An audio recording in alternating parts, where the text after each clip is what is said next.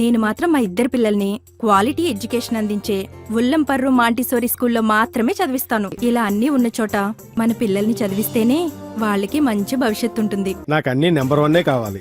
అందుకే నా పెద్ద మనవరాల్ని అన్ని వసతులతో క్వాలిటీ ఎడ్యుకేషన్ అందిస్తున్న స్కూల్లోనే జాయిన్ చేశాను. ఏ స్కూల్ సార్ అది? ఉల్లంపర్రు మాంటిసరీ స్కూల్. క్వాలిటీ ఎడ్యుకేషన్ లో నెంబర్ 1, కల్చరల్ యాక్టివిటీస్ లో నెంబర్ 1, స్పోర్ట్స్ లో నెంబర్ 1, క్యాంపస్ లో నెంబర్ 1. అది మీ పిల్లల బంగారు భవిష్యత్తుకు మాది బాధ్యత. Hi children, this is Usha. Today I am going to say you Hindi from 10th class book. It is 10th lesson नीति दोहे. ये कविता पाठ है. इस पाठ की विधा है कविता पाठ, यानी कविता के बारे में. ये दोहे है. दोहे यानी 2 वाक्यों वाला पद्य को दोहे कहते हैं. और इसकी पाठ की विधा क्या है? कविता पाठ है. इसमें 2 कवियों के बारे में और उनकी कविता, उनकी दोहे के बारे में बताया गया है. ये रहीम और बिहारी. पहले मैं रहीम के बारे में बताता हूँ. First I am going to say about Rahim. Rahim का पूरा नाम है अब्दुल रहीम कानकाना. हम उसे रहीम कहते हैं, लेकिन उनका पूरा नाम है अब्दुल रहीम कानकाना. और उनका जन्म हुआ है 1556 में. इट इज 1556 उनका जन्म. ये लाहौर में उनका जन्म हुआ था. और उनकी मृत्यु 1626 में हुआ था. इट मींस 1626 उनकी मृत्यु हुई है. 1626. और उनकी मुख्य रचनाएं है रहीम सच्चाई, बरवई नायिका और श्रृंगार शौरत. उनकी प्रमुख रचनाएं हैं ये रहीम के प्रमुख रचनाएं. और उनकी विशेषता है ये अकबर के दरबार में सेनापति के रूप में काम किया है. और ये अकबर के बहुत ही मित्र है, बहुत बड़ा मित्र है. ये नवरत्नों में, अकबर के दरबार में नवरत्नों में एक कवि के रूप में वो काम किया है. He used to work as one of the poet in नवरत्न. और वे रहीम संस्कृत, अरबी, फारसी और तुर्की भाषाओं में उनकी बहुत ही रचनाएं किया है. He had written many books in Sanskrit, Arabic, Farsi or Turki also. He was well known in these languages also, and he has written many poems in these languages also. So ये अब्दुल रहीम कानकाना और उनका जन्म 1556 and he was passed away in 1626. And main important books which he had written is रहीम सच्चाई. He was very famous with this book.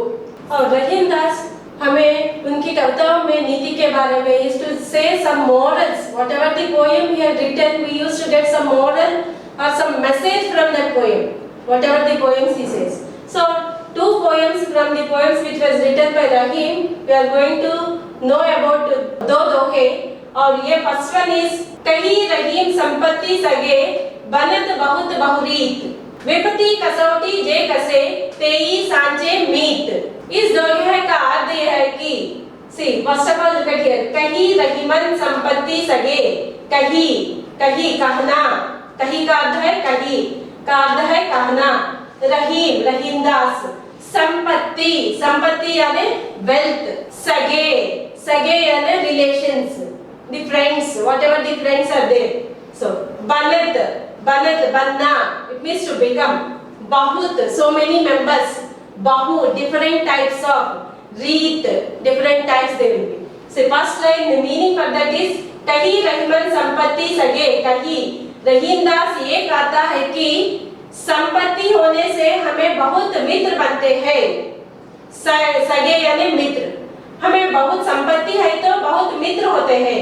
बनत बहुत बहुरीत, ये सब कैसे बनता है हमें मित्र?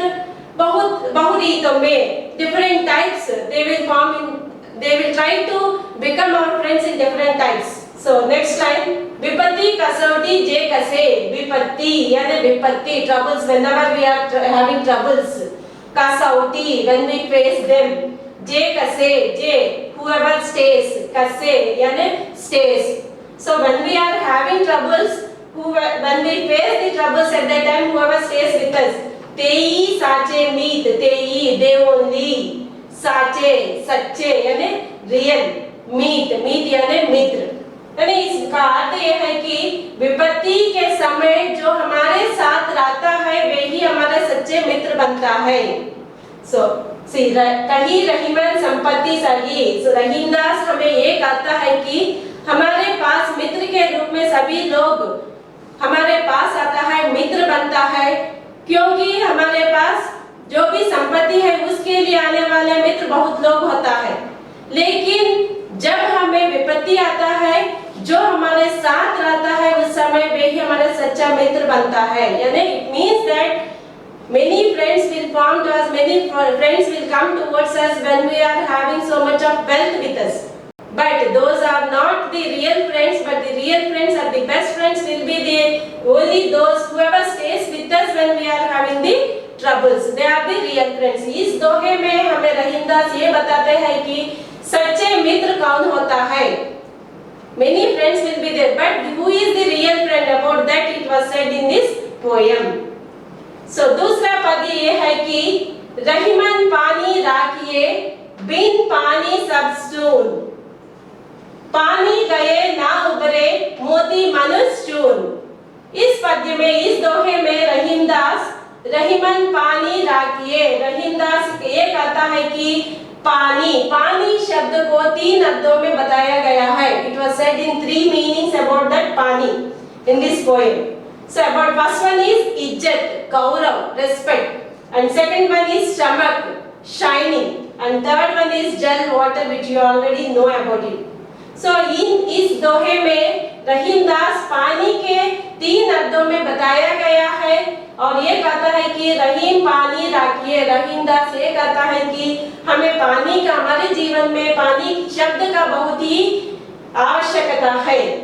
बिन पानी सब चून, ये पानी नहीं है तो हमारे जीवन में सब सून यानी व्यर्थ, हमारा जीवन ही व्यर्थ होता है।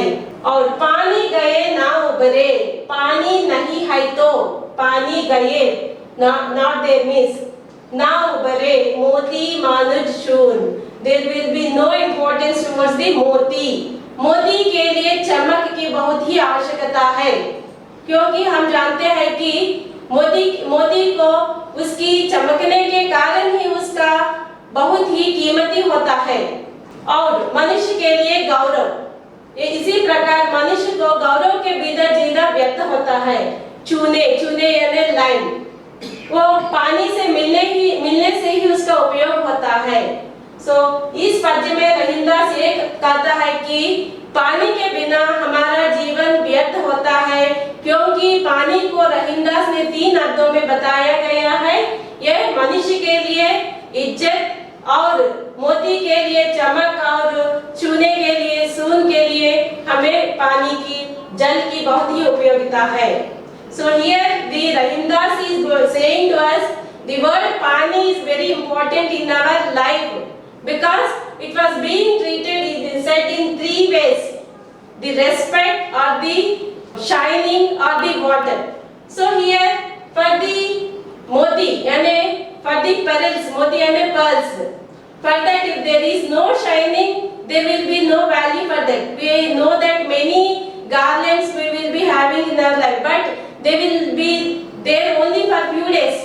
But the garland of pearls, it will sell, it will long last for many years because of the shine which it is having. Same way manushya, man, without respect to live is a waste in their life. Means without respect living is like a dead person, like we can say it. So chud, पानी से मिलने से ही उसका उपयोग होता है, अगर else there will be no use of the lime also. So यहाँ रहीमदास ये कहता है कि पानी हमारा जीवन में बहुत ही उपयोगी है, क्योंकि इज्जत के बिना मनुष्य जीना व्यर्थ है। इस दोहे में रहीमदास इज्जत या सम्मान के बारे में बहुत ही उपयोगिता के बारे में बताया है। रहीमदास नीति कवि है, यानी नीति वचनों या उपदेशात्मक कवि है। इस पद्य में, पहले पद्य में सच्चे मित्रता के बारे में बताया है और दूसरा पद्य में मनुष्य की इज्जत के बारे में बताया गया है। Here it was given importance about the real friends, and in this poem he has said about the respect and whatever the respect we should have in our life in this society, about that it was said. और दूसरा कवि, नीति दोहे की दूसरा कवि है Bihari. Up to now we have learned about Rahim, now Bihari. उनका नाम है, पूरा नाम बिहारी लाल कहता है, उन्हें बिहारी लाल कहता है। बिहारी का जन्म 1595 में हुआ था, यानी 1595। He was born in 1595 और उनकी मृत्यु बिहारी की मृत्यु 1663। He was passed away in 1663 और उनकी मुख्य रचना है सतसई। ये एक ग्रंथ है, whatever the poems he had written, it was being in Bihari Satsai. ये बिहारी सतसई के लिए बहुत ही फेमस है और इनकी विशेषता है भक्ति कवि और नीति कवि। इनकी दोहे में भक्ति के बारे में बताते थे और वे नीति वचनों के बारे में भी उनके दोहे में हमें मिलता है। ये भक्ति कवि और नीति कवि भी है और इन्हें सागर में गागर कहता है। इनका एक उपनाम है सागर में गागर। गागर में सागर का अर्थ है सागर को लाकर ये गागर में रखता है, यानी बहुत ही छोटे विषयों को बहुत ही बड़े विषयों को छोटे वाक्यों में बताते हैं। इन्हें गागर में सागर कहता है, यानी सागर को लाकर एक गागर में रख सकता है, यानी it means that very big meanings he can say within few words, in few words he can say। इसीलिए उनका एक उपनाम है गागर में सागर। So ये बिहारी लाल का जन्म ये बिहारी लाल है, उनका जन्म he was born in 1595 and passed away in 1663। He was very famous with his book Satsai, Bihari Satsai. ये बिहारी सतसई कहते हैं। ये भक्ति कवि और नीति कवि भी। Main importance he gives some message oriented poems he used to say। Whatever the dohe he writes, he gives some message for us। और इनका वो एक उपनाम है गागर में सागर। कनक कनक ताई सौ गुनी मादकता अधिकाई, उही काये बौराई जग ही पाये बौराई। तो here I am going to say briefly about that। कनक कनक, यह कनक को दो अर्थों में बताया गया है। पहला पद कनक का अर्थ यह है कि सोना, दूसरा पद कनक का अर्थ है कि दतुरा का फल। तौ सौ गुनी, यहाँ पर कनक कनक तौ सौ गुनी 100 times, it means 100%। मादकता अधिकाई, मादकता यानी इंटॉक्सिएशन, मत्तु। अधिकाई becomes more and more। उही काये बौराई means man if it eats, काये काना to eat, बौराई यानी mad, he becomes mad, जग यानी लोग, सब लोग। ही पाये बौराई, ही पाये if he gets gold, पाये पाना means to get, बौराई यानी मादकता, नशीले में बन जाता है। यह कनक कनक का सौगुनी, कनक यानी means the gold of the thorn apple यानी Ummed पुव्वु, will say thorn apple। तौ सौगुनी, it is 100 times more than the gold is 100 times more than the apple which thorn apple which is there। Means because why it was being compared here means madakata adhikai, means the intoxication it is more and more in gold when compared to the thorn apple।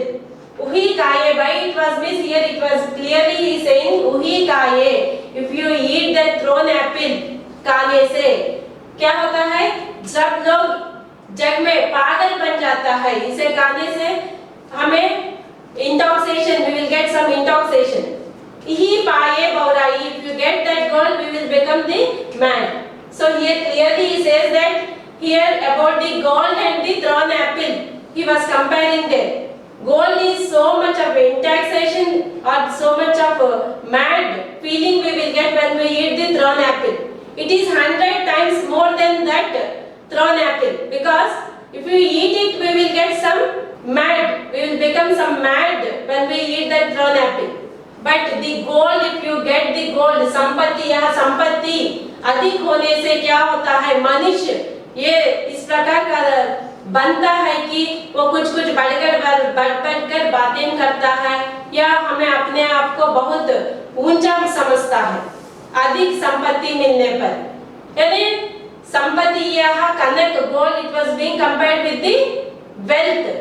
how much wealth we will get, that much of more unwanted things we will say or unwanted नशीले बनते हैं. लेकिन यहाँ पर ये comparison here, compare here with the thrown apple. It was 100 गुनी अधिक होता, 100% more he will be. Means if you get more and more wealth which is not needed for you, we will become more and more unwantedly, we will behave in unwantedly. और दूसरा पद्य में ये बताता है कि नर की अरुणल नीर गति एक कर सो जोई, जेतो नीचो हुए चले तेतो ऊंचे हुई. In this poem he says, नर की अरुणल नीर की, नर की यानी मानव की, अरुणल नीर की, अरुणल यानी फाउंटेन, the fountain water. गति एको कर जोई, गति यानी the way of these two will be in the same way, echo one way only, कर जोई. It means both of them, the way of the pressure is in the same way. जेतो नीचे हुए, जित जेतो जितना, how much down it will be, नीचो down. हुए चले, how much down it was being pressed. तेती ऊंचे हुई, that much of तेती, that much of ऊंचे height हुई, it flows. Here it was compared with the fountain, the narki, the human being's mentality, how it will be means अरुणल की मीर यानी fountain water like. Means how much down we will be, that much of height it will flow the water. Means here the main importance he had said about the विनम्रता. मानव जितना विनम्र होता है उतना अधिक नाम उन्हें मिलता है. यानी because it was compared with fountain water, how much down we will be pressed, that much of height we will flow.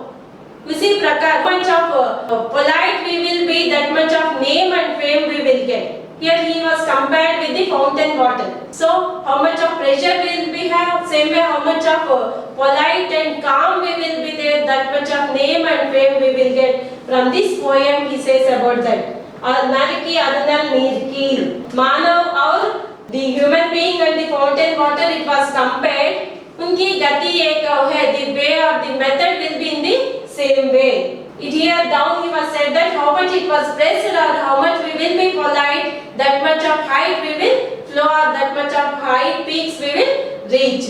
So here रही बिहारी ये कहता है कि पहले पद्य में अधिक संपत्ति मिलने से मानव जिस प्रकार का व्यवहार करता है उसके बारे में बताया गया है, और दूसरा पद्य में मानव जितना विनम्र होता है उतना नाम उन्हें मिलता है उसके बारे में बताया गया है. इन दोहों से हमें ये मिलता है कि हम अधिक संपत्ति मिलने से बढ़-बढ़ कर बातें नहीं करना है. उसी प्रकार दूसरे के पद्य से हमें ये जानना है कि हमें विनम्र से हमारा व्यवहार करना चाहिए. ये नीति दोहे में from this नीति दोहे we had learned about 4 poems. Mainly in 10th class public examination you will be having about the poet. रहीम के बारे में लिखिए या बिहारी के बारे में लिखिए. These will be mostly 2 marks questions you will get from them. And for the 4 marks questions mainly you will be having रहीम ने पानी के महत्व के बारे में क्या बताया है. Another question about that दतुरे से उनका उपनाम क्यों किया गया है. इस प्रकार की 4 मार्क प्रश्न पूछने की संभावना है. They will be asking 4 marks questions about saying about the poem, explain about the kavi and the poem, poet and the poem. That type of 4 marks questions also you may get. It is this lesson is very important for you. First 2 marks questions and 4 marks questions, and maybe he will be asking in bits. इस पाठ की विधा क्या है, कविता पाठ है ये कविता है या दोहे, इसके बारे में भी एक प्रश्न के लिए पूछने की संभावना है. धन्यवाद. ఉల్లంపూర్ మాన్సూన్ స్కూల్ గత నెల రోజుల నుంచి ఆన్లైన్ క్లాసులు చాలా సమర్థవంతంగా నిర్వహిస్తుంది. రాబోయే రోజుల్లో ఇలాంటి ఇబ్బంది ఎప్పుడు వచ్చినా కూడా ఆన్లైన్ టూల్స్తో విద్యాబోధన సమర్థవంతంగా చేసే విద్యా సంస్థ మన ఉల్లంపూర్ మాన్సూన్ స్కూల్. అందుకే ఉల్లంపూర్ మాన్సూన్ స్కూల్ అంటే తల్లిదండ్రులకు ఓ నమ్మకం, ఓ భరోసా. మాంటిసోరీ స్కూల్ మాంటిసోరీ స్కూల్ మారుతున్న కాలానికి తగ్గట్టుగా వసతులు పెంచుకుంటూ నూతన విద్యా విధానానికి అనుగుణంగా అధునాతన టెక్నాలజీ ఏర్పాటు చేసుకుంటూ అత్యుత్తమ విద్యా సంస్థగా ఎదిగింది. ఉల్లంపర్రు మాంటిసోరీ అంటే చదువులో నెంబర్ 1, ఆటలలో నెంబర్ 1, సాంస్కృతిక కార్యక్రమాలలో నెంబర్ 1. విద్యార్థి ఆల్రౌండ్ డెవలప్మెంట్ కు చిరునామా Ullamparru Montessori school, the leader in education.